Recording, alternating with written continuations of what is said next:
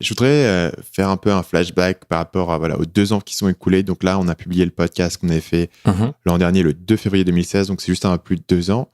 Euh, à l'époque, tu étais, il me semble, un peu tout seul à bosser sur C'est la ça. marmite. Aujourd'hui, tu as combien de personnes dans ton équipe?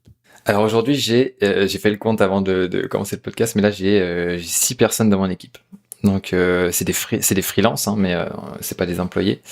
Mais du coup, après voilà, je peux te détailler un petit peu les rôles. Ça m'intéresse. Ouais. Ouais, j'ai quelqu'un donc qui s'occupe du montage des vidéos, quelqu'un qui s'occupe de me faire les sous-titres et les transcriptions, quelqu'un qui s'occupe de m'aider à créer de nouvelles formations, à gérer un petit peu les commentaires sur le blog et tout ça. Et j'ai 2 rédacteurs, dont une personne qui gère un petit peu, enfin qui est un peu plus un content manager, qui va faire le planning éditorial et un petit peu gérer les différents rédacteurs, parce qu'en plus à côté il y a des rédacteurs ponctuels qui viennent un petit peu publier. Donc c'est vrai que c'est justement en fait grâce au mastermind que j'ai mis en place ça, et du coup j'oublie une personne. J'ai quelqu'un qui s'occupe aussi de me gérer la compta et un petit peu de faire de l'administratif. Mais du coup, c'est vrai que ouais, début février 2016, j'étais solo, je courais partout. Bon, là, je cours partout, mais en fait, je suis plus le manager que dans l'opérationnel. Mais du coup, c'est vrai que voilà, j'étais un peu paumé, et du coup, déjà rien que de déléguer un petit peu la compta et tout, ça m'a fait respirer. Ça permet de prendre un petit peu de hauteur et de faire davantage de choses. Et là, depuis que toute cette équipe est en place, alors là, tout n'est pas encore bien réglé, tu vois, mais ça permet vraiment de produire en masse. Alors l'idée aussi, c'est d'arriver à garder la qualité. Donc faut mettre en place des process et pour que ça soit le mieux possible. Parce qu'avec la marmite, voilà, j'essaye de vraiment de faire du contenu de qualité.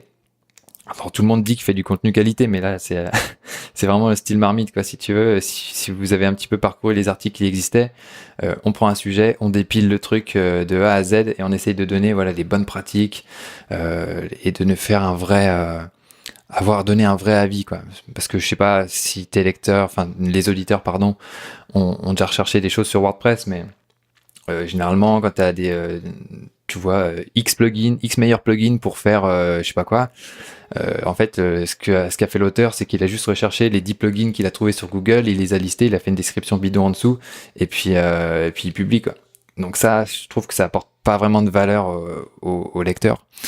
Donc voilà, nous ce qu'on fait maintenant, c'est que on fait la recherche, Qu'est-ce on que fait tu ça, ferais du coup si on on faisait teste. les 10 plugins? Ça serait quoi Et ben le truc, c'est ton qu'on les process teste, justement? vraiment, et on dit vraiment ce qu'on en pense, quoi. Et donc même si c'est pas bon, après si c'est vraiment nul, on n'en parle pas, on va pas leur faire de la pub, mais on dit vraiment ce qu'on en pense, pour quel type d'utilisation, pardon. Et voilà, on donne vraiment des vraies directions, comme ça, si tu veux, ça aide les gens, ça leur fait gagner du temps dans leur recherche, quoi. Par exemple, on a fait une sélection de plugins sur Instagram, des plugins pour intégrer Instagram dans WordPress. Eh bien, on les a tous testés. On s'est dit, ok, ça marche bien, c'est facile à utiliser. Ça, tu l'utilises plus dans tel contexte. Et au final, voilà, ça fait quand même une bête d'articles. Généralement, plus de 3000 mots, quoi. 2000, 3000, ça peut même monter plus haut. Mais au final, quand tu as lu ça, tu as une bonne vision de ce qui se passe sur ce type de plugin, et tu te dis, ok, je vais utiliser tel plugin, tu vois. Et au final, après, ça crée un lien avec la marmite, tu vois. Ils se disent, ok, ce blog m'a vraiment aidé. Et après, ils vont peut-être s'inscrire à la newsletter, peut-être qu'ils vont acheter des produits plus tard. Et voilà, quoi. Pour moi, c'est du vrai content marketing, quoi. Aujourd'hui, quel pourcentage du contenu est-ce que tu crées toi-même? Pour l'instant, plus grand-chose. Mais je suis encore dans les étapes de relecture, même si c'est en train d'être un petit peu délégué. Après, je suis un petit peu réticent à le déléguer, tu vois, c'est pas facile, c'est un peu le bébé, donc je veux quand même garder un petit peu la main. Mais pareil, il va falloir trouver des process pour déléguer au mieux, et faire en sorte que ça soit plus forcément moi qui appuie sur le bouton de publier, et qu'il y ait une vraie régularité. Et comme ça, moi, je suis plus à bosser dans les coulisses, à gérer la newsletter, à gérer les formations. Donc voilà. Mais le pire, c'est que j'aimerais bien écrire, mais non, pour l'instant, j'ai pas trop le temps, quoi. Et Pas facile, donc. ça te pose un problème de lâcher un peu la création de contenu, l'aspect plus public, plus direct, et de te replier, comme tu l'as dit, un peu dans l'air des coulisses.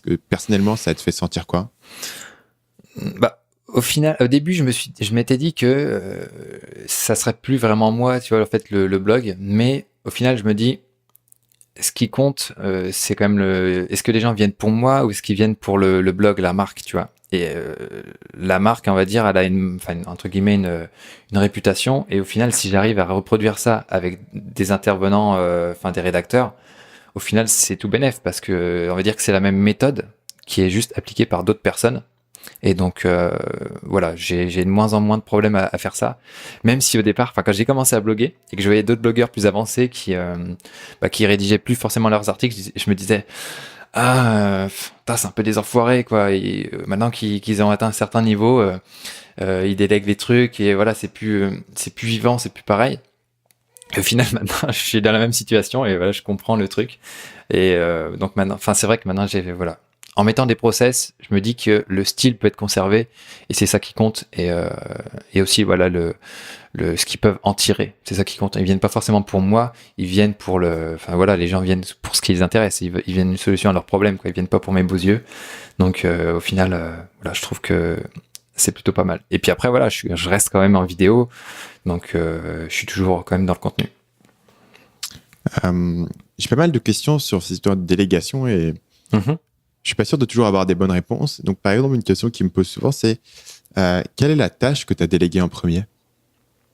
Alors, c'est tout l'aspect compta, mais après, si tu veux qu'on parle en termes de contenu, peut-être, c'est le montage vidéo qui m'a pas mal, qui me saoulait pas mal parce que ça prend du temps. Et je suis pas forcément super bon là-dedans, donc voilà, j'ai quelqu'un qui monte mes vidéos. Après, pareil, il y a eu une période de rodage où c'est qu'il y a eu pas mal d'allers-retours pour que les vidéos soient correctes, qui correspondent à mes attentes. Et donc voilà. Après aussi sous-titrage qui est venu ensuite.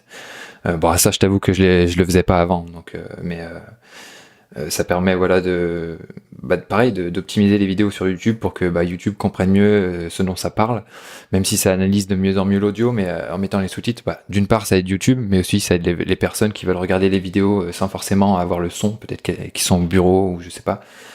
Donc voilà. Et puis après j'ai pris un assistant qui est venu, c'était un de mes clients en fait. Et du coup, voilà, j'ai mis une annonce sur le groupe Facebook, sur le groupe Facebook de mes clients. Et puis voilà, est-ce que je recherche quelqu'un pour venir m'aider, qui s'intéresse, on va faire ça, ça, ça et ça. Et puis voilà, le choix était difficile parce qu'il y avait 2 personnes, donc j'en ai pris une. Et puis voilà quoi, ça s'est fait.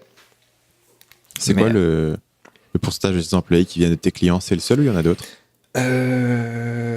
Lui c'est le seul, ouais. Les autres, après je peux peut-être dire comment j'ai trouvé des personnes parce que ça peut être intéressant. Effectivement, ça m'intéresse. Ouais. Donc après il y a la personne qui se charge de la compta. Je suis passé par un site qui s'appelle Worldwide 101. Et donc c'est un site d'assistant virtuel, mais on va dire premium si tu veux. Donc c'est pas des gens qui sont à Madagascar et voilà, je voulais quand même des gens j'avais essayé de déléguer un petit peu à Madagascar, mais je trouvais que ça percutait pas vraiment comme je le voulais. Donc voilà, j'ai pris quelqu'un sur ce site. En plus, elle est en France. Donc, combien de l'heure environ pour donner une idée aux gens? Alors de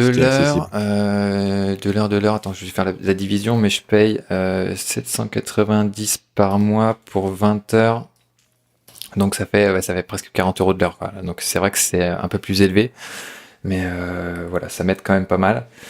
Et on en était pour trouver les personnes. Donc après, j'ai quelqu'un que je connaissais déjà pour le montage vidéo. Et en fait, il habite à même pas 500 mètres de chez moi, donc ça c'est cool. Pour les sous-titres, après, il n'y a pas grand monde qui le fait sur le web, mais c'est une freelance. Après, j'aurais pu prendre quelqu'un sur Upwork et tout, mais je préfère travailler quand même quelqu'un avec des gens qui parlent français. Même s'il y en a aussi sur Upwork, mais bon, le feeling passait bien, donc au final ça marche bien.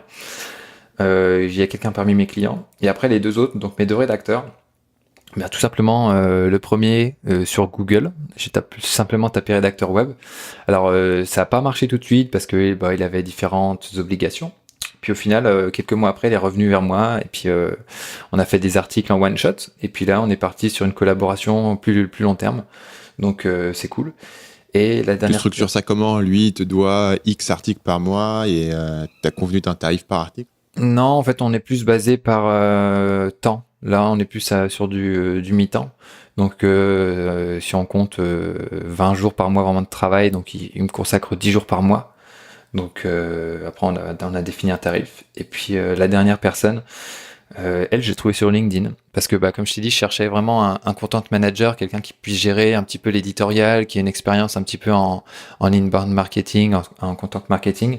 Et donc, voilà, j'ai pris un petit peu une après-midi, j'ai recherché les gens, j'ai envoyé des demandes j'ai envoyé des messages. Et puis, au final, on s'est fait une petite interview. Et puis, on a vu ce qui passait, avec qui ça passait le mieux. Et puis voilà, quoi. Salut, c'est Stan. J'espère que vous avez apprécié cet extrait du podcast Marketing Mania. Bien sûr, vous pouvez retrouver l'ensemble des épisodes du podcast, y compris les instructions sur comment vous abonner sur l'application Apple Podcast ou sur votre téléphone Android en vous rendant sur mon site à l'adresse marketingmania.fr/podcast. Je vous ai mis le lien dans la description de cette vidéo.